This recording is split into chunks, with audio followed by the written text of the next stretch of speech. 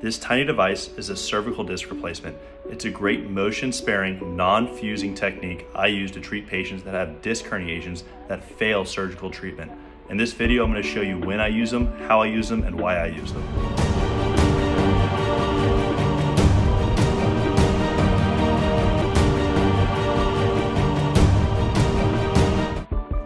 Key advantages to this procedure is that 1, it doesn't require a fusion, so it preserves motion in the spine.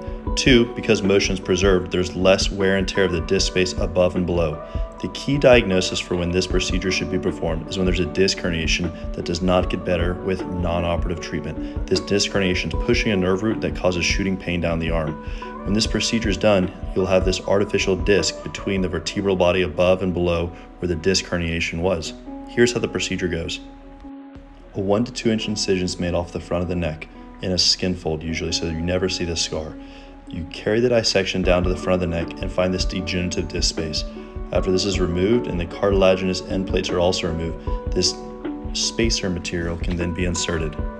Once the spacer material and the trial are inserted and you confirm the correct size of your disc implant, you then make a cut into the bone that then will be the keel cut that holds this disc replacement device in there.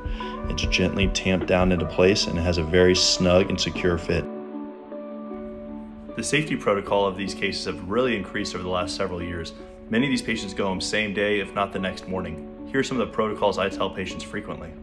While all of this, of course, varies by patient, in short, I want all patients up and walking that day. They can go home that day or the next day. About 3 days later, they can drive around locally. About a week later, they can return to desk work, or as I jokingly call it, Zoom work. About 4 weeks later, they can return to physical laboring jobs. 6 weeks later, they can go back to full golf activities. And around 12 weeks, elite athletes can go back to their sport, but that's debatable.